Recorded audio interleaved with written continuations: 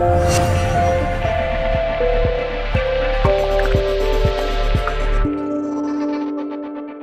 nombre es Manuel Cuadro, soy el presidente de la asociación y como sabéis una de las cosas que yo hago y que me gustan, porque me gusta conocer a gente y relacionarme con las personas, pues hacer estas cosas, estas conferencias. Hemos empezado el ciclo de conferencias esta temporada a principios de mes, vamos a continuar el día 28 que es viernes y el día 29 a las 7:30 y hoy yo tengo el placer de presentar a una persona que para mí es muy querida, que es Carlos González. Y Carlos González es una persona pues muy especial. Él es psicólogo y se dedica a hacer terapias de regresiones, experiencias con las personas en regresión. Y yo la verdad que cuando ha estado aquí ha sido una charla súper bonita. Yo solamente deciros que la disfrutéis, darle las gracias a Carlos por venir y le doy la palabra. Así que muchas gracias.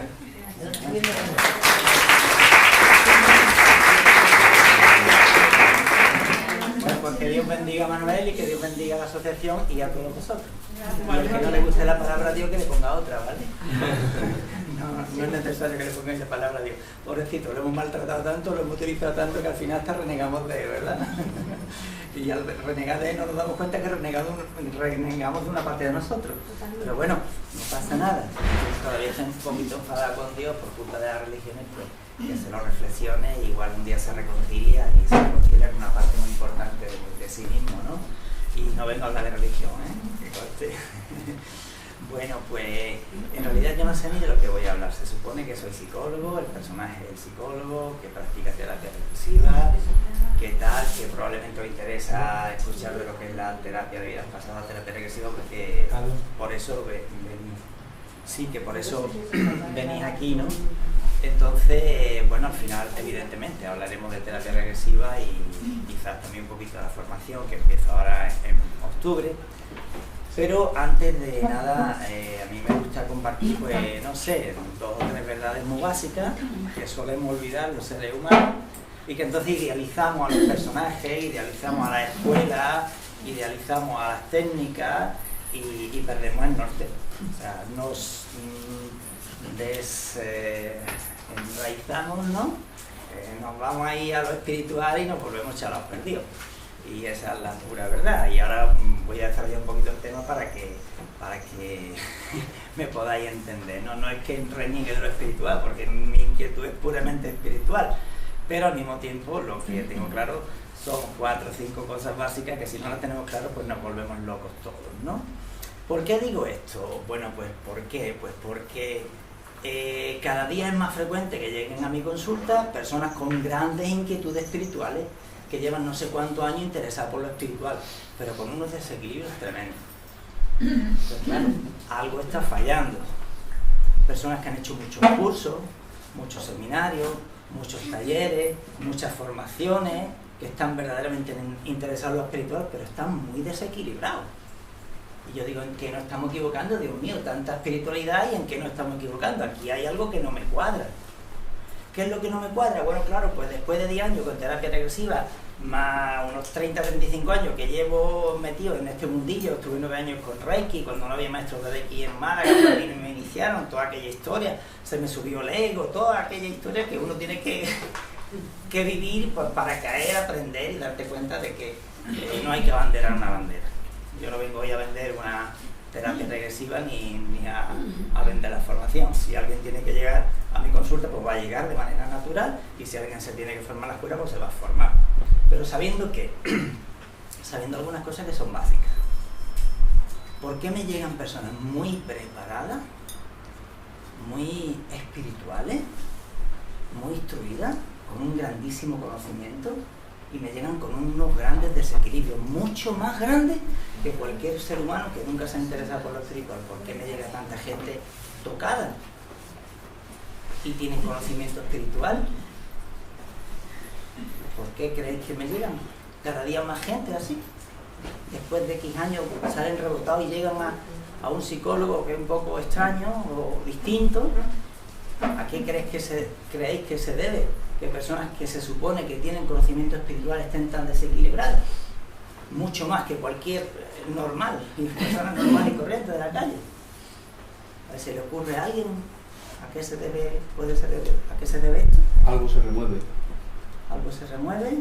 con esa formación, con ese contacto con nuevas técnicas o alternativas, pues algo se remueve por dentro. Te rompe los esquemas y en ese proceso te sientes como perdido, desorientado, y cuanto más sabes, más desorientado, más perdido, pero al mismo tiempo estás encontrando una nueva luz. Vale, por ahí van un poquito los tiros. ¿Alguna otra idea que podáis compartir? Porque una persona que tiene conocimiento, que se supone, a veces hasta llegamos a pensar que tenemos un nivel evolutivo más avanzado que otro, porque caemos tanto. Yo pienso que es porque en el fondo te das cuenta de que no sabes quién eres. Vale, porque no sabes quién eres. Muy bien, vamos bien. ¿Alguna otra aportación más? Tampoco los conocimientos. Yo creo, perdón, que es porque queremos llegar a una meta.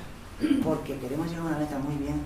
Que los conocimientos que están dando, habrá quien sea honesto el que lo imparta, pero el 90% hay mucha morralla, mucha falsedad, y todos le cambiamos el nombre, pero es la misma esencia. Ajá. Ahora no es yoga en su palabra de mindfulness, que es lo mismo, pero bueno, que yo no respeto el nombre porque tiene que cambiar porque evolucionamos, pero hay mucho embrollo, mucho lío, mucha morralla. Vale, embrollo, bien. ¿Alguna otra idea? Sí, que no estamos contentos nunca con lo que tenemos, porque no sabemos valorar lo que tenemos, siempre queremos más y no valoramos lo que tenemos y despreciamos lo que no tenemos. Al revés, Vale. deseamos lo que no tenemos y no valoramos lo que tenemos. Vale. El otro día, Carla, yo quiero sí, Yo estoy un poquillo con aquel hombre que creo que cuando llega un momento que tú ya sabes muchas cosas, tú ya sientes que has llegado a un nivel, el proceso de lo que es el despertar o encontrarte con tu ser interior, que es muy difícil, eso trae mucho desequilibrio y es como una tormenta, es como y hasta que no... Eso es un proceso, pero hasta que no termine el proceso y tú ya encuentras la paz o la tranquilidad, ¿no? Pero mientras tanto es un proceso, creo, por lo que yo he escuchado y eso, creo que es eso. vale. Bueno, yo creo que estamos todos un poquito con una parte parcial de lo que probablemente está ocurriendo. Yo estoy descubriendo algo que os confieso que hasta hace pocos meses no tenía claro. Sí me cuestionaba el tema, ¿qué está pasando? Porque encuentro más gente desequilibrada en el mundo de lo espiritual que fuera del mundo de lo espiritual, y eso es una realidad. No sé si estamos de acuerdo todos, por lo menos proporcionalmente, ¿eh? Entonces, claro, algo está fallando. En julio de este año nos fuimos 12, iba a decir 12 españoles, mentira, 11 españoles y una suiza a Suiza a hacer senderismo, y entre ellas pues yo le propuse en el programa, digo, mira, vamos a Dornach y visitamos el Gaetano. Eso es la sede física de la Sociedad Antroposófica. Y no sé si os suena de algo Rudolf Steiner. Pues escuela Waldorf, agricultura biodinámica, hay montones de proyectos en el mundo que están funcionando con la filosofía de Rudolf Steiner. Entonces, leyendo un libro, el otro día yo tengo una enfermedad, lo reconozco, que es que me gusta la lectura. Entonces suelo acostarme a veces por la noche leyendo un libro y a veces lo pongo a dormir al lado de la cama, y como me despierto muy temprano, a las 6 de la mañana estoy ya espabilado, pues aprovecho antes de levantarme de echar otro ratito de lectura. Y además me da la locura, pues otra enfermedad más, la locura de grabar en audio, y últimamente incluso la locura de grabar algunas cositas en vídeo, ¿no? Entonces, claro, pues leyendo Rudolf Steiner me dio una pista muy buena. Y él mantenía lo siguiente. Dice, cuidado con lo espiritual. Nunca tengas prisa, por muy atractivo que te resulte el tema espiritual, nunca tengas prisa por meterte en ese mundo. Asegúrate primero de tener un mínimo equilibrio entre el pensar, el sentir y el actuar. Porque cuando no estamos interesados en algo espiritual estamos bastante protegidos. Y él en concreto, bueno, hablo de un señor que escribió 350 volúmenes, 350 tomos, de todos los saberes, de toda la ciencia. Murió en antes de 1940 o 1950.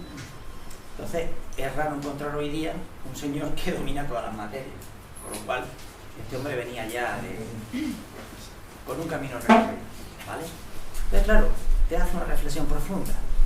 No te metas en lo espiritual si no tienes un mínimo equilibrio entre el pensar, el sentir y el actuar. Y yo me di cuenta de algo muy importante. Siguiendo su línea, que estoy totalmente de acuerdo con esa idea que él saca de su propia práctica. Tened presente que es un señor que trata de extrapolar el método científico al mundo de lo espiritual y recorre un camino y registra cuál es la metodología de trabajo. Claro, el objeto de estudio en lo espiritual no es un objeto físico, entonces no se puede actuar exactamente igual que con las ciencias naturales, pero la metodología sí puede ser muy parecida a la de las ciencias naturales. ¿Podríais soportar un poquito de más de calor si apagáramos el ventilador para que el sonido fuera más puro? ¿Podríais soportarlo? ¿Sí? Bueno, pues vamos a intentarlo. Vamos a intentar soportar un pelín más de calor y bueno, pues es un pequeño sacrificio que vamos a hacer por la calidad del sonido. Porque parece que no, pero es un zumbido que registra el micro durante todo el tiempo. Entonces, siguiendo a Rudolf Steiner, nos decía, en el ámbito individual de la civilización nuestra, parece ser, yo no digo que sea así, pero parece ser que es la quinta, digamos, civilización post-Atlante, ¿vale? Después de la Atlántida, pues esta es la quinta de las civilizaciones humanas. Pues él dice que nosotros estamos protegidos por los ángeles. Nosotros, como individuos, como raza, en este momento estamos protegidos por los ángeles. La sexta estará protegida por los arcángeles y la séptima por los arcáis o principados, que es lo mismo. Esto es puro conocimiento teórico. Yo no he llegado, ¿vale? Hay que ser honesto para decir cuando uno habla de un conocimiento teórico, cuando uno habla de una experiencia. Eso hay que tenerlo muy claro. Pero claro, a mí me cuadra todo lo que me cuenta, porque me dice que cuando no nos atrevemos a adentrarnos demasiado en lo espiritual estamos muy protegidos, porque los ángeles se encargan de... Todos tenemos ciertas tendencias desequilibradas o desequilibrantes. Unos de nosotros somos más mentales, otros somos más emocionales, otros somos más hombres de voluntad de acción. Pero no estamos muy equilibrados, por lo menos la mayoría de nosotros. Quizás la prueba más palpable de que no estamos muy equilibrados es que estáis aquí hoy, aquí escuchando a uno que no está muy equilibrado, ¿vale? Bueno, pues entonces, él dice que cuando mantenemos cierto desequilibrio, que todo va muy bien. Y que esas figuras arquetípicas, espirituales, energéticas, que son los ángeles, nos ayudan a estar más equilibrados. Digamos que la vida, la existencia, nos aporta una compensación natural propia de esta civilización. El problema es que cuando nos adentramos en el mundo de lo espiritual, sin haber previamente conseguido un mínimo equilibrio, es decir, estar mínimamente centrado aquí en la tierra con nuestro cuerpo, teniendo hambre, teniendo sed, teniendo emociones descontroladas, teniendo celos, etcétera, etcétera, teniendo miedo, pues cuando nos adentramos en el mundo espiritual sin haber conseguido previamente un cierto equilibrio, allí ya no nos pueden proteger los ángeles. Allí es como si tú te atrevieras a decir, tío, yo soy ya grande, yo sé, y voy a cruzar este umbral, voy a cruzar esta puerta. Y entonces los ángeles, que son tremendamente respetuosos, te dicen, de acuerdo, si tu voluntad es cruzar la puerta y atreverte a vivir la espiritualidad por ti mismo, nosotros ya no podemos ponernos. Claro que parece un cuento.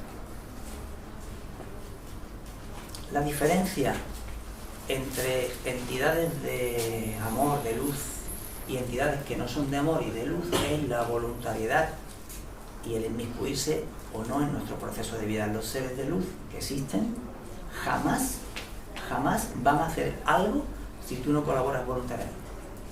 Digamos que te piden permiso de algún modo y si tú dices sí, ellos te ayudan, pero si tú no das tu permiso, ellos no te pueden ayudar. En cambio, esas entidades energéticas que también existen, que no son precisamente entidades de mucho amor, ellos sí te están encantados de manipularte. Y nos manipulan a través de 20.000 historias distintas. Adentrarnos en ellas sería interminable hoy. Pero dependiendo del uso que le des a la pantalla, eres manipulado o no. Dependiendo la hora que pasas delante de un ordenador, eres más manipulado o menos manipulado. Dependiendo del estilo de vida que eliges tener, eres más manipulado o menos manipulado, ¿vale? Entonces, vamos a partir de la base que en este mundo existen energías de amor y energías que no son de amor. Y cada uno tiene sus razones para hacer lo que tiene que hacer, ¿vale? Cuando tú estás en tu centro y no te atreves a adentrarte en lo espiritual, no hay quien te toque. No hay quien pueda con la densidad del cuerpo. Estamos muy protegidos. El cuerpo es una defensa tremenda. Si no juegas a lo que no eres, estamos todos muy protegidos. No pueden contra nosotros, ¿vale? Y si no perdemos el sentido común, no pueden contra nosotros. El problema es que empezamos a tener experiencias espirituales y empezamos a adquirir conocimiento espiritual. Y entonces empezamos a adentrarnos peligrosamente en terrenos que no dominamos y no controlamos y además no podemos comprender, porque las palabras que usamos son del lenguaje terrenal y no tenemos conceptos que definan el mundo de lo no sensible, de lo no manifestado. Y eso es un hándicap muy fuerte, porque si yo no tengo términos para definir lo que puedo empezar a comprender, me voy a sentir un poquito perdido. Somos seres, digamos, que necesitamos de alguna manera comprender lo que vivimos, no solo vivir lo que vivimos, sino comprender lo que vivimos, porque estamos bastante situados todavía en la mente normalita, ¿vale? Entonces, sin descender profundamente al corazón, que por cierto piensa medio segundo antes que la mente de arriba, medio segundo antes el corazón ya piensa, ya sabe. Decía Cervantes que las raíces de la mente están en el corazón y que el laboratorio de la salud está en el estómago. Entonces, claro, si yo soy muy mental y no logro reequilibrarme con mi corazón y con mi voluntad y me meto en el mundo espiritual y comienzo a tener experiencias, digamos, astrales, experiencias con otros cuerpos, que también nosotros somos esos otros cuerpos, etéricas,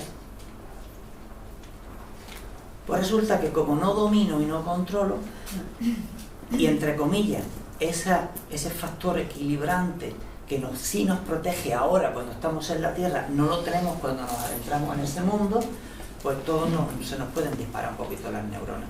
El que es muy mental, pues se le dispara el aspecto mental. Puedes llegar a creer que es superior a los demás, que está más evolucionado que los demás, pues no es verdad.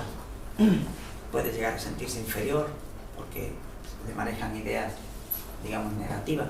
El que es muy emocional, pues puede llegar a creerse que es un salvador del mundo, o puede llegar a creer que no es nadie, porque no se valora desde el corazón, no siente amor por sí mismo.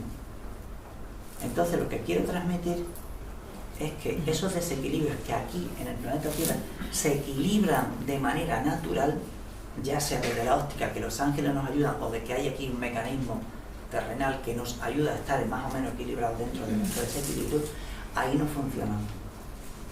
Y por eso me vienen cada día más personas a la consulta que tienen experiencias espirituales buscando una sanación.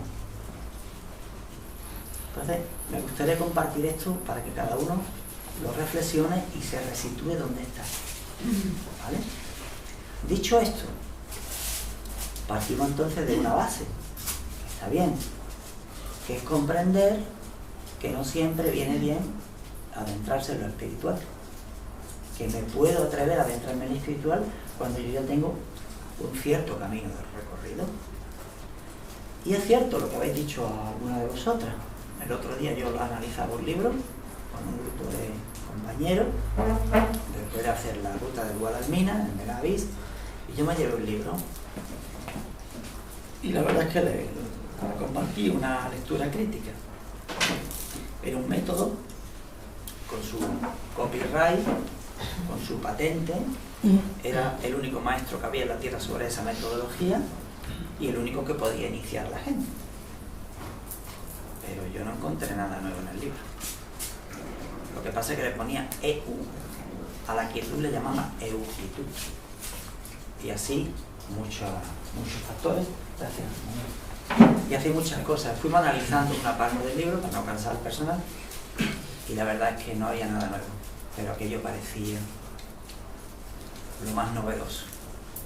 El avance más grande que el ser humano podía hacer en el amor, en el equilibrio, en la espiritualidad. No había nada nuevo.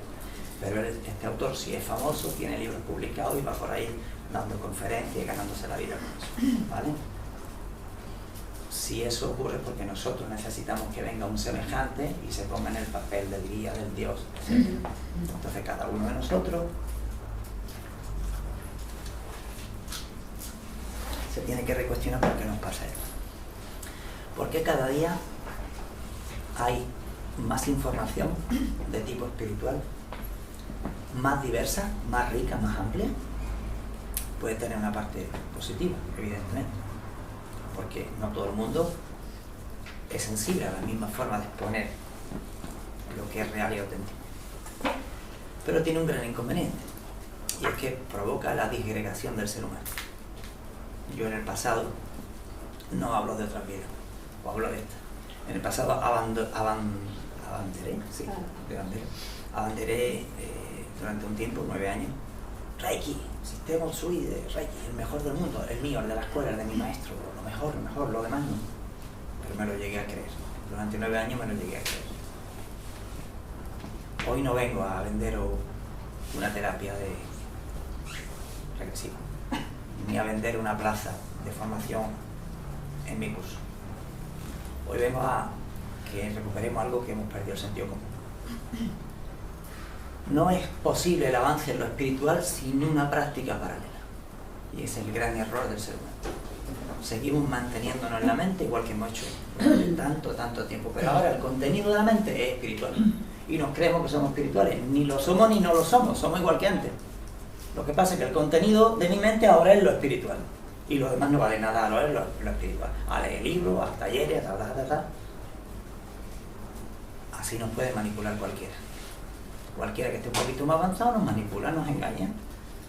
A lo mejor no lo hace ni siquiera conscientemente, a lo mejor él también o ella es manipulado. El tema es que la manipulación está ahí presente detrás. Entonces, ¿quién necesita ser manipulado? El que deposita su fe en un semejante. Y he dicho que no vengo a hablar de religión, pero eso no significa que no podamos hablar de seres muy evolucionados que han venido a la Tierra, que han compartido con nosotros. Y casi todos nos han dicho cosas más o menos parecidas. Pero hay una gran diferencia. Por ejemplo, si nos atenemos a las religiones, y alguno de vosotros probablemente ha podido leer algo de religiones, yo he leído la Biblia completa, el Corán, el libro de los mormones, el Bhagavad Gita, el Avesta, o si no os suena, el Avesta se escribió 600 años antes de Cristo y tiene una parte que se llama los Gathas que se adjudica a Zaratustra. Dice las mismas cosas que nos han contado en el cristianismo, pero 600 años antes de Cristo. Eso es historia.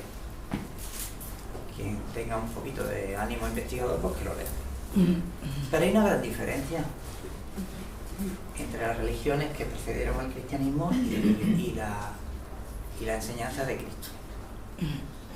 Todas las religiones y todas las filosofías hablan de conocimiento. Todas. Y por lo tanto, se está hablando de un qué. O sea, ¿qué es la verdad? ¿Qué es el amor? Estamos hablando de conceptos. Pero después viene un señor, otro loco, que se llama Jesús, que con su evolución termina convirtiéndose en el Cristo. Y ese no viene a hablar de teoría. Ese cambia el qué por el quién. Y te devuelve tu responsabilidad.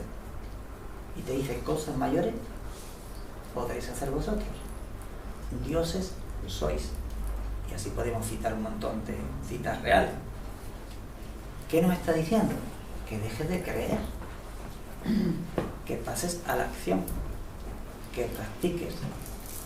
Entonces, si nos tiramos un año entero viniendo aquí a las maravillosas charlas que nos prepara el amigo Manuel y a empaparnos de teoría que más o menos puede ser bonita, atractiva, etcétera, y después durante la semana no llevamos a la práctica nada de lo que escuchamos, pues seguimos igual que antes.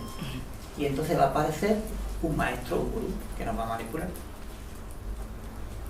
¿Me seguís todos? Hasta este momento todos terminados, ¿verdad? Vale. Pues entonces,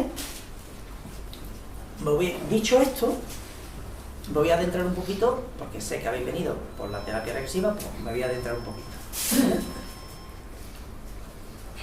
Ninguna técnica que os muestre nadie va a sanar nada.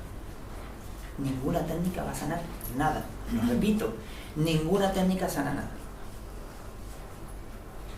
Ninguna escuela psicoterapéutica sana nada. Nada. Absolutamente nada. Entonces, no os confundáis. Que nadie os venda la burra, yo tampoco. ¿Vale? Entonces diréis, si ninguna técnica sana, ¿qué hago yo yendo al psicólogo? Estadística y estudios científicos. Conclusiones. Con el paso del tiempo, el índice de mejoría, de sanación, de curación, como la queréis llamar, aplicando alguna determinada psicoterapia o sin aplicarla, es el mismo. Así que ya nos vale a los psicólogos empezar a ser un poquito más humildes, porque ninguna técnica sana. Si ninguna técnica sana, si ningún sistema psicoterapéutico sana, entonces, ¿qué sana? ¿Y qué pensáis vosotros que es lo que sana de verdad?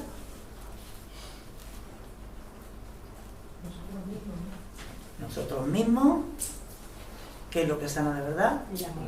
El amor. Hola. La compasión. La compasión. El terapeuta no sana nada. Tenemos que volvernos muy humildes cada día. El amor.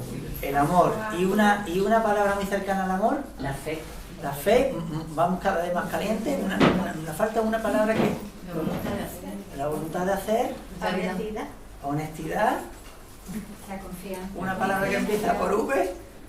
La verdad, por Humildad. No, Por V. ¿Verdad? Ay. ¿Verdad? Aquí está. Palabra de Manuel. La verdad. Lo único que sana es la verdad. Si olvidamos eso, estamos perdidos. La verdad es lo único que sana. Lo siento, no hay más cosa superior a la verdad que sane. O sea, es más, no hay nada que sane. Oye, sí, hay muchas cosas que curan. ¿Qué es curar? Para que nos entendamos. Algo que hace desaparecer la sintomatología o disminuirla, o mejorarla, que por cierto, estamos especializados los seres humanos, por pura ignorancia, en fabricar cositas que llamamos fármacos, que nos mantienen eternamente enfermos. Eso sí, controladamente enfermos. Que bien nos va todo. Pero nosotros también. Porque nos mantiene entretenidos sin necesidad de decir qué está pasando dentro de mí. Entonces a mí me interesa ir al médico y que me mande la pastillita. Porque yo no quiero reconocer que en un momento de mi vida, y aquí viene la cosita sencilla de sentido común, yo no quiero reconocer que en un momento de mi vida hice algo que no sentía de verdad. Y en ese momento de mi vida que yo hice algo que no sentía de verdad, no fui honesto conmigo mismo.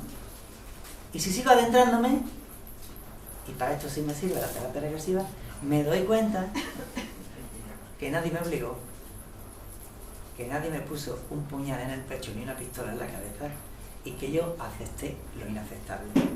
Y si profundizo un poquito más, son 10 años con terapia regresiva, 1000 personas tratadas, ya hay una mínima experiencia. Si profundizo un poquito más, hay una pregunta que le hago a mis pacientes, cuando ya, por fin, ya se han venido abajo, ya aparece la verdad. Les digo, ¿en qué momento sientes que traicionas a tu alma. Y me dice, cuando dije sí en el momento de casarme, por ejemplo. Sí, por ejemplo. Claro. Entonces, a partir de ahora, si cuando yo dije sí en el momento de casarme traicioné a mi alma, que pueda esperar. Llevo 24 años echándole la culpa al capullo de mi marido, o a mi mujer, o al gurú, o al terapeuta, o al vecino, o al jefe, o al presidente del gobierno, o al partido político tal o cual, o a la raza humana o a Dios. Pues no, que va, nada de eso es verdad. Que yo no digo que no haya cosas parcialmente ciertas y verdaderas en todo y cada una de esas cosas. Lo que digo que nada de eso es verdad para mí. Que la verdad para mí tiene que ver conmigo mismo. Entonces, claro, oye, no resolváis nada y pedidme citas. Que a mí me interesa mucho. Soy psicólogo, vivo de vosotros y no preguntéis por lo que es verdadero. Pedidme citas, por favor. Venir a la cita y gastar mucho dinero. Yo os tendré muy entretenidito. ¿Y curará? No, por supuesto que no. Pero entretenido te voy a tener, con cositas de la mente, sin profundizar en nada que sea real y verdadero. Que eso es lo que quiere tu mente, para no asumir la verdad. Y esta es la historia que se mantiene una y otra vez durante bastantes siglos o milenios. Entonces, vamos a retomar. Ya sabemos que ninguna técnica sana, que ninguna escuela filosófica es poseedora de ninguna verdad, o por lo menos no es poseedora de la verdad, como mucho de un aspecto parcial de la realidad. ¿Vale? Y que el terapeuta tampoco sana, que la técnica no es importante. Y hemos concluido, bueno, todavía no hemos concluido, pero Manuel ha dicho que lo único que sana es la verdad, y yo digo que sí. Entonces el día en que tú asumes la verdad, se te viene como una piedra muy gorda. Pero perdona, esa verdad tiene que tener tan buena suya. Sí, la tuya, claro. Pero esto tiene que ser en Pero consulta, ¿no? hay verdades subjetivas que son auténticas mentiras, pero son tus verdades, o las del otro. Y en la terapia sale, pero no sale de tu mente. Para que entendamos mejor, y ya vamos entrando en un poquito lo que es la técnica. Y digo que la técnica no sana. Si sana la verdad, ¿qué es lo que sana entonces? ¿Por qué a pesar de que la técnica no sana y de que ningún terapeuta sana nada, por qué las personas siguen viniendo a los terapeutas? Porque hay algunos que todavía, y no hace falta ser profesional, hay personas que son terapeutas de manera innata, natural, hay personas que son capaces de crear un espacio de encuentro entre las almas, donde se te permite ser tú. Y en ese espacio que se encuentra, en el entre, evidentemente cuando me viene una persona a mi consulta, yo soy el terapeuta y la persona es el paciente o la paciente, y cada uno tiene su rol. Pero en el ámbito de las almas somos iguales. Y cuando en el ámbito de las almas de verdad yo soy consciente que soy igual a mi paciente, ahí sí soy capaz de crear un espacio entre las almas donde aparece el espíritu. Y esa chispa de luz de verdad que aparece en el entre es lo que sana. Por lo tanto, estamos hablando de una relación de muchísima confianza, de no manipulación, de no creerme yo como terapeuta superior a mi paciente, de respetar el proceso de vida del alma o de la conciencia superior de mi paciente y de no querer solucionar nada. Y la técnica que yo practico desde hace 10 años pues no quiere solucionar nada, no aporta ninguna solución al paciente, pero sí le da la oportunidad de ir al verdadero origen del conflicto que no pudo resolver en su momento. Y cuando me da la oportunidad de ir al verdadero origen que yo no supe resolver en su momento, me veo viviendo una historia del pasado que nunca se cerró, que nunca finalizó con unas energías que nunca pudieron ser transmutadas, asimiladas, sanadas, y soy consciente, quizás por primera vez en mi vida, aunque a veces hay retazos, soy consciente claramente por primera vez en mi vida de dónde está el origen del conflicto que yo todavía no he resuelto. Soy consciente porque lo revivo sintiendo una profunda catarsis donde ya no hay control, donde se disparan las reacciones. ¿Qué tipo de reacciones? Básicamente 3. Reacciones corporales. Tú estás viendo que en tu cuerpo está pasando algo que tú no puedes controlar. Todo esto en un contexto, digamos, psicoterapéutico, con la persona tumbada en una colchoneta en el suelo, porque a veces se reviven cosas muy duras y duelen, y las siento en mi cuerpo de ahora como si estuviera pasándome otra vez. Y a lo mejor sucedió cuando yo tenía 12 años y medio, o sucedió hace 4 vidas. Pero no hace falta creer, es que eso brota solo, y brota sin inducción, sin predisposición ninguna por parte del terapeuta, sin influencia. Si la hay, no es correcto. ¿Vale? Podéis ver en YouTube regresiones donde el terapeuta le dice al paciente lo que tiene que vivir. No, eso no, en mi escuela no se hace, jamás. Respeto sagrado y absoluto, y lo que brota, brota solo. Ahora, sobre lo que brota yo te voy a inflar de preguntas, te voy a hacer muchas preguntas, y entonces te voy ayudando a profundizar, y te permito que desarrolles toda la experiencia traumática. Y cuando has terminado, ya tengo conciencia de lo que te está pasando. Te voy a llevar de nuevo al momento más traumático de esa experiencia traumática. Y te voy a permitir que vivas a cámara lenta tus reacciones físicas. Ahora eres consciente, antes no pudiste hacerlo del todo. Tus reacciones emocionales, igual. Y tus reacciones mentales. Como tú no tienes control mental, eso está sucediendo solo, tú no puedes controlar nada sin dejar de ser consciente, porque no utilizo hipnosis. No asociéis terapia regresiva a hipnosis, que todo el mundo lo hace. No, no es cierto. La terapia regresiva se puede practicar con hipnosis y sin hipnosis. El resultado es el mismo. ¿Para qué utilizar una herramienta que te impide ser consciente? No, vas a ser consciente desde el primer segundo. Además, yo grabo todo. Tú después te lo llevas puesto en un pendrive. Como no tengo nada que ocultar ni nada que temer, te llevas la grabación y te la trabajas tú en tu casa y la escuchas 10 veces si hace falta. Y te ahorras de venir otra vez al psicólogo más pronto. Haz el trabajo que tú puedas, agota todo lo que puedes, y si me necesitas otra vez, pues ya viene otra vez. Entonces, fijaros qué cosa más grande. ¿Qué me está pasando cuando yo en una terapia regresiva, sin creer o creyendo, no hace falta? Es más, mejor que vengáis si tenéis que venir sin expectativa de ningún tipo, ¿vale? ¿Qué me está pasando al yo revivir profundamente una experiencia traumática del pasado? Que soy consciente de cómo me sigue afectando ahora en mi cuerpo, en mi psiqui y en mis emociones. Soy consciente de cuáles son las energías que afecté o que me impregnaron y que todavía me siguen afectando. Soy consciente de cuáles son las energías que yo perdí en aquella experiencia traumática. Porque hay una cosita que se llama fragmentación del alma o de la conciencia, que te viene a decir más o menos algo de sentido común, que cada vez que hay un trauma no resuelto, no integrado, una parte de mi energía se queda anclada ahí.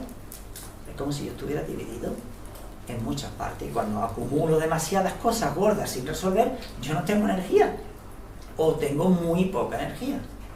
Yo testo con unas varillas metálicas la energía que tiene mi paciente antes y después de la regresión, y es bárbaro. Me traslado, a veces me viene una persona la semana pasada con 10 centímetros de energía, cuando lo normal es tener entre 1,5 metros y 3 metros.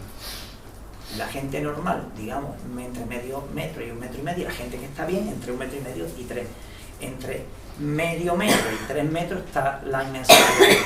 Pero cuando una persona me viene con 10 centímetros de energía, es que está casi desprotegida. Cualquier mal rollo, cualquier conflicto, cualquier error, le está fastidiando la vida y no tiene protección. Entonces, ¿qué ocurre?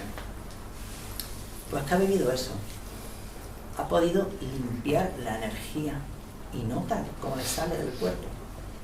Ha podido recuperar las energías que le faltaron, a veces del padre, de la madre, de figuras importantes. Se ha podido enfrentar a los seres con los que tuvo ese conflicto. Se ha podido reconciliar consigo mismo,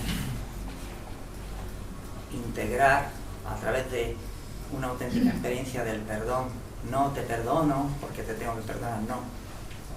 A través de sentir, yo le hago vivir, sentir, le hago visualizar cuáles son las energías que maneja desde que te ocurrió a ella aquello, y ella la ve en su cuerpo. Digo ella porque la mayoría de las pacientes son mujeres. Y puede tranquilamente ser consciente, sintiéndolo, no solo pensándolo, de qué energía maneja cuando no es capaz de comprender lo que es el perdón. Entonces, cuando yo no soy capaz de perdonar algo, de alguna manera, aunque sea inconsciente, estoy maldiciendo. ¿Qué estoy maldiciendo? Probablemente mi propia existencia o la existencia de otro. Pero el problema de no perdonar, que equivale de alguna manera a maldecir, implica que en mí circula una energía que no es de amor. Una energía que es más mental, más de juicios de valor, de esto no debería haber pasado, que hijo de la gran ciudad de Cádiz, que por cierto allí nació mi madre, una serie de cositas, ¿no? Entonces, ¿cómo te va llevando la terapia regresiva a vivir algo que no depende de lo que tú crees ni de lo que tú piensas? Y cómo brotan cosas que tú no controlas. Entonces, cuando tenemos la oportunidad de revivir todo eso, la persona tiene lo que yo llamo una clara expansión de conciencia. Pero ojo, expansión de conciencia sin dejar de estar en la conciencia normal y corriente. Porque el trabajo es aquí. No creamos que el trabajo espiritual es allí. El trabajo de cada alma, de cada ser, de cada conciencia es aquí. Y es aquí en el mundo en el que vivimos, y con la gente que vivimos, y en el trabajo que tenemos, y con la familia que tenemos. No es allí. No es me voy corriendo a vivir 10 seminarios donde soy muy feliz, dejo ahí todo lo que te... No. Que me puedo ir allí para cargarme las pilas, sí, pero después el trabajo es aquí. ¿Vale? No nos engañemos, el trabajo no es en el otro lado, el trabajo es en este lado. Entonces, cuando soy consciente de todo esto y me libero de todo, por un lado, tengo conciencia expandida. Pero he aprendido una cosa, que para entrar en profunda regresión no hace falta la hipnosis. Y cuando entro en conciencia expandida dentro de una terapia, después en mi vida cotidiana me están viniendo cada vez más flashes. Mis alumnos y mis pacientes trabajan solos, con una especie de supervisión por mi parte, que no implica consultas, ¿vale?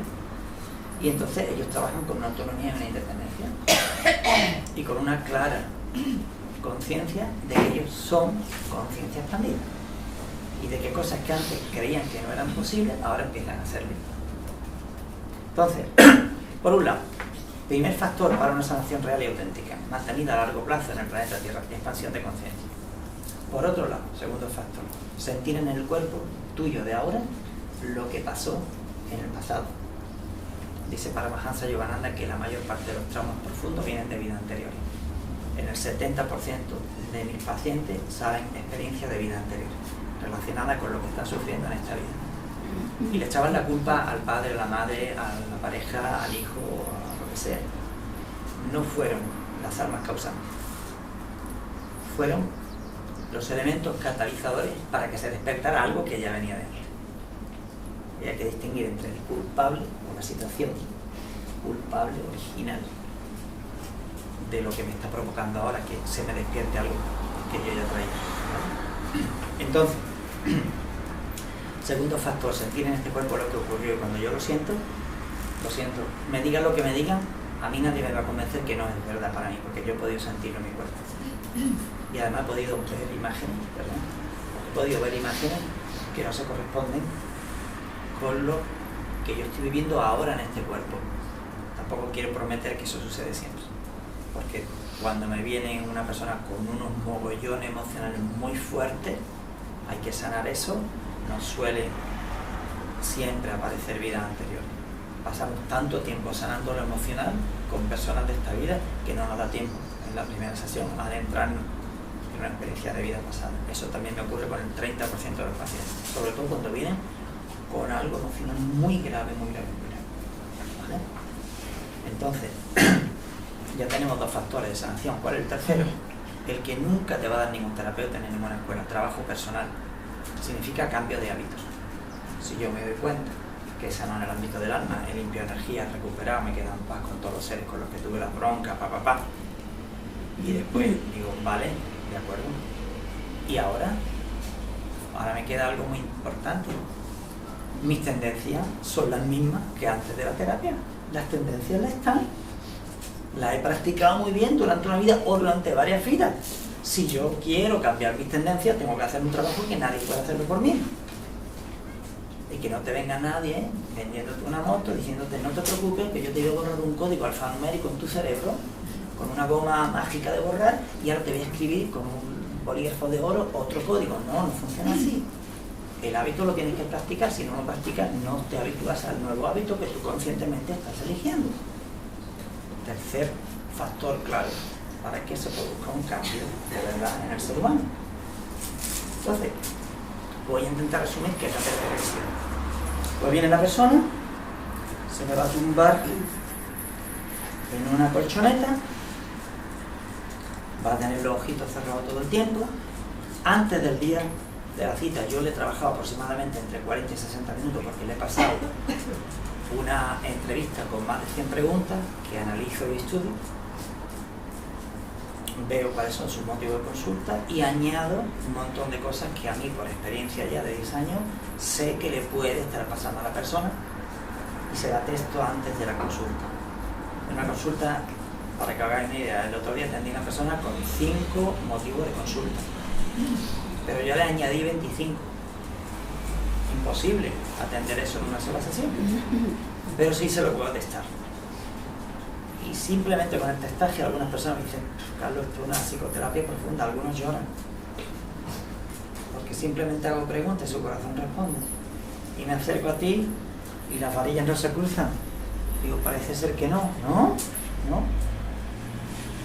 Bueno, vamos a hacer esta otra pregunta. Me acerco a ti y las varillas se cruzan. Parece ser que sí. ¿Qué? Y a veces ya lloran.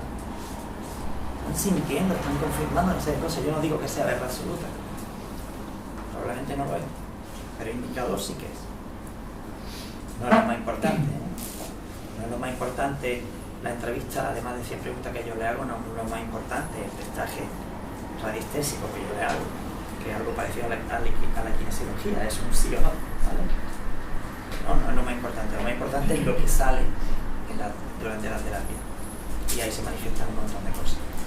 Y entonces la persona, como eso se lo lleva grabado, tienen la oportunidad de escucharla muchas veces, de cuestionarse muchas cosas de su vida y si ellos quieren, de contar con una orientación gratuita durante 6 meses, bajo ciertas condiciones. No me pueden estar enganchados en un teléfono 1 hora, pero llamadas de 5 minutos con apoyos de email y con una plantilla de trabajo, sí, lo que quieran, 6 meses gratuito, está incluido en el precio de teléfono, ¿vale? La tarifa. Entonces, si tenemos la suerte que aparezca un fragmento de una vida pasada, doy gracias a Dios, porque la terapia va a ser todavía mucho más completa, porque le voy a llevar a la muerte.